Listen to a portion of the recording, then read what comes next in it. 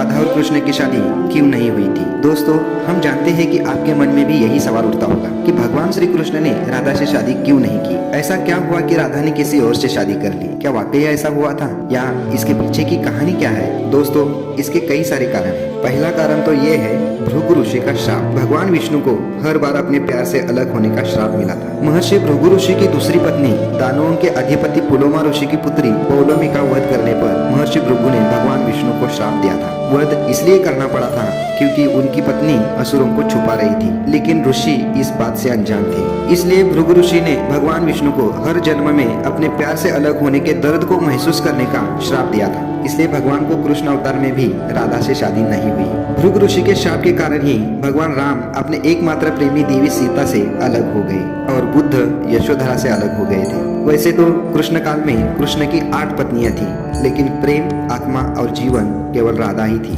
कृष्ण राधा से दूर होने का यही भी एक कारण है कि राधा को आयन से विवाह करना पड़ा। आयन अपने पिछले जन्म में अभिमन्यु नाम से जाना जाता था और उसने लक्ष्मी से विवाह करने की कामना की थी। राधा लक्ष्मी का गोलोक अवतार थी और कृष्ण की एकमात्र प्रेमी भी थी। श्राप के कारण कृष्ण को अपने प्रेमी राधा से अलग होना पड़ा था और आयन के पिछले जन्म के कारण भी कृष्ण और राधा का विवाह नहीं हो पाया। कृष्ण ने आयन और राधा का कोई वास्तविक विवाह नहीं होने दिया, लेकिन उसकी इच्छा के अनुसार वह लोगों के लिए आयन की पत्नी बन गई। भगवान कृष्ण ने राधा की इच्छा से प्रकृति और अन्य भगवान को प्रकट करने वाले सभी रीति रिवाजों के साथ राधा से शादी की, लेकिन समाज के सामने नहीं किया। लोगों के लिए राधा आयन की पत्नी थी, लेकिन वास्तव में वह नहीं थी। उसे केवल अपने पिता के लिए ऐसा करना पड़ा और राधा को भी आयन की पत्नी बनने में कोई दिलचस्पी नहीं थी।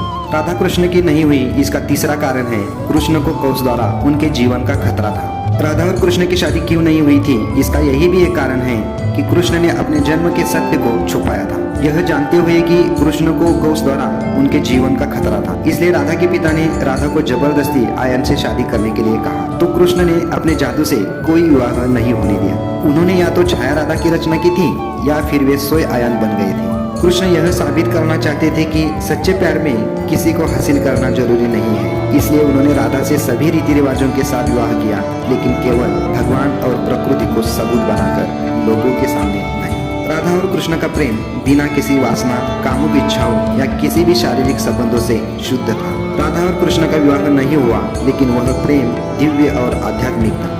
वे एक दूसरे के बहुत बड़े भक्त थे और कृष्ण राधा के साथ धरती पर आए थे। दुनिया को सच्चे प्यार का अर्थ बताने के लिए प्यार को किसी रिश्ते, लगाव या किसी भी इच्छा की आवश्यकता नहीं होती है। राधा कृष्ण ने प्रकृति और भगवान को उनके विवाह का प्रमाण बनाया। इस तरह से कृष्ण ने राधा से विवाह किया। इसलिए हर अष्टमी पर हम सभी रीति रिवाजों के साथ राधा कृष्ण की विवाह कराते हैं। इसलिए जरूरी नहीं है कि दुनिया के लिए प्यार को कोई नाम दिया जाए। एक बार भी मिले बिना उन्होंने 100 साल खुशी खुशी बस एक दूसरे को प्यार करने, एक दूसरे को याद करने और एक दूसरे से अलग होने के दर्द को महसूस करने में बिताई। बाद में वो दोनों गोलोक चले गए। दोस्तों, ऐसे कई सारे कारणों से राधा और कृष्ण की शादी नहीं हुई, लेकिन आज भी हम कृष्ण के नाम के आगे राधा का नाम लगाते हैं।